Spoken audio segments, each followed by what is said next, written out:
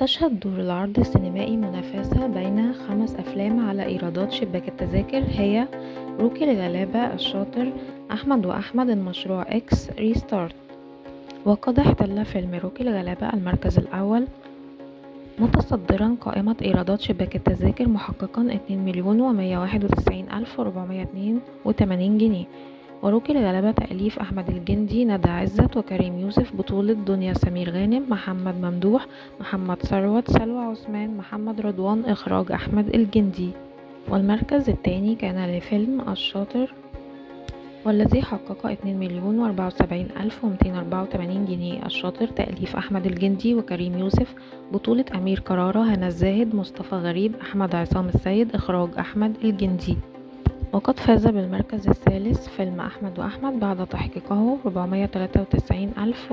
فيلم أحمد وأحمد أشرف على كتابته أحمد عبد الوهاب وكريم سامي، وإخراج أحمد نادر جلال، بطولة أحمد السقا، أحمد فهمي، جيهان الشماشرجي، ومجموعة من الفنانين ظهروا كضيوف شرف، بينهم طارق لطفي، غادة عبد الرازق، أحمد الرفعي، حاتم صلاح.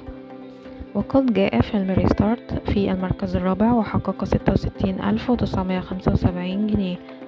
ريستارت تأليف أيمن بهجت قمر، إخراج سارة وفيق، بطولة تامر حسني، هنا الزاهد، باسم سمرة، محمد ثروت، عصام السقا. والمشروع إكس حصل على المركز الخامس وحقق 48,571 جنيه. المشروع إكس من إخراج بيتر ميمي، شارك في الكتابة أحمد حسن، بطولة كريم عبد العزيز، إياد نصار، أحمد غزي، عصام السقا، ياسمين صبري.